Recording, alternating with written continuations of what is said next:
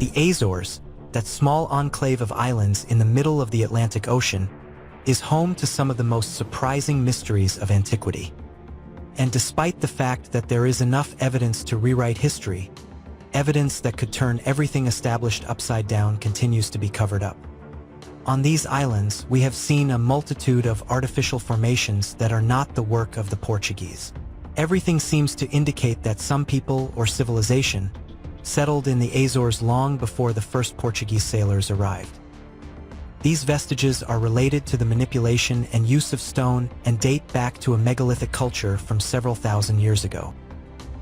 Far removed in time from those Carthaginian, Nordic, Roman, or Phoenician peoples, of whom there is also some evidence of their passage through these islands. At the end of the 16th century, the chronicler Damião de Góis referred to an equestrian statue found on the island of Corvo, attributed to the Phoenicians or Carthaginians, which was found by the Portuguese on their first voyages to the islands. Furthermore, in 1749, a collection of coins from Carthage was found in Corvo. It should be added that the results of the innovative work carried out on the genetic structure of domestic mice showed that most Mus musculus, from the islands of Santa Maria and Terceira, belong to the same genetic lineage found in Norway, Iceland, and areas of the north and west of the British Isles.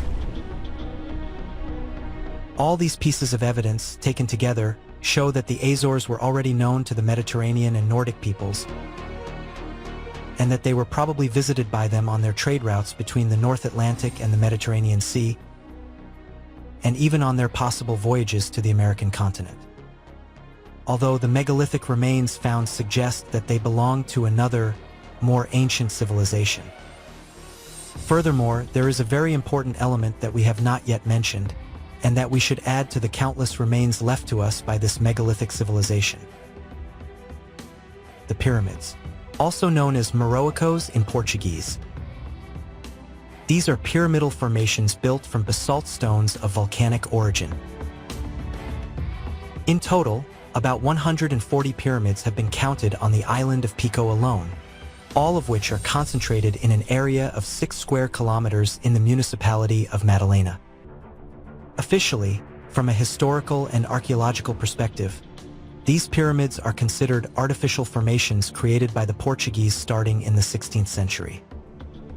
To make this claim, they based it on the fact that, around that time, the first Portuguese settlements in Madalena focused on the cultivation of vines for wine production, as it was the only possible crop in that location due to the impoverished soils that prevented wheat production.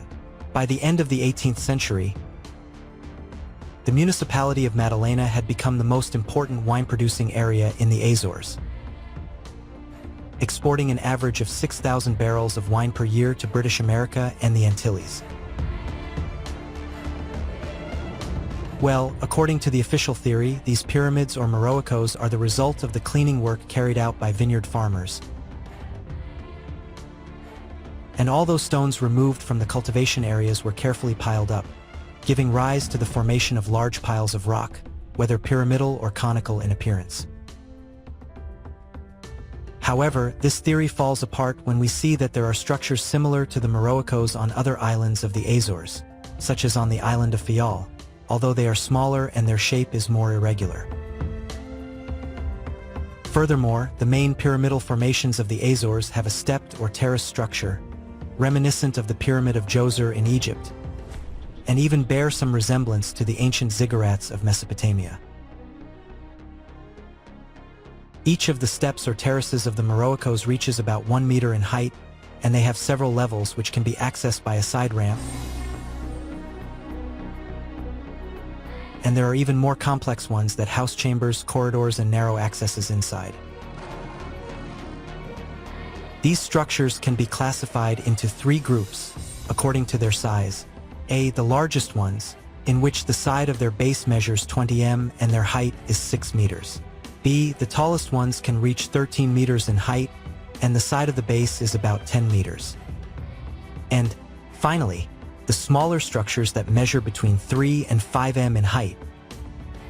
University of Texas at Austin archaeologist Romeo Hristov believes that the Pico structures are very perfect, and imply an enormous amount of work that is not justified solely by the needs of agricultural activity, and that there is a strict astronomical orientation, access ramps, and stairs associated with the concept of a sacred structure.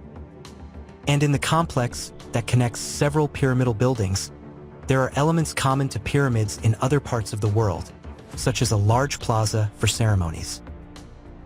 Some archaeologists are trying to reveal the true origin of these formations, and the studies they have carried out, such as those by professionals belonging to the Portuguese Association for Archaeological Research, APIA, have led them to the conclusion, according to their studies, that these structures were erected for a more important purpose than the mere stacking of stones, without any criteria, as a result of clearing the land. Furthermore, they have discovered that the main axes of most of the Morroicos are oriented in such a way that they align with the summit of Pico Mountain to the southeast, which is the highest and most important peak on the island, and also align with the sunset of the summer solstice over the island of Fial to the northwest. For those who believe these formations are the result of spontaneous stone piling caused by field clearing, how do they explain the existence of similar formations in other parts of the world?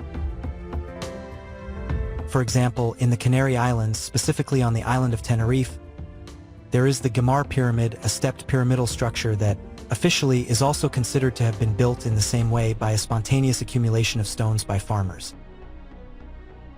How is it possible that they don't see this great coincidence?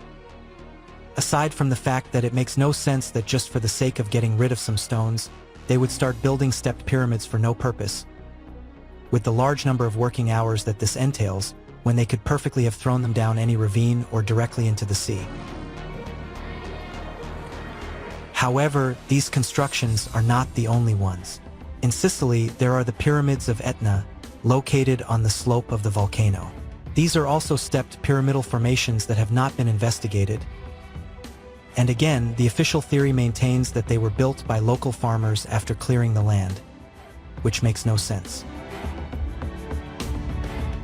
And as if that weren't enough, in Mauritius, located near the coast of Madagascar, there are also beautifully constructed and well-defined structures that have nothing to do with a spontaneous piling of stones.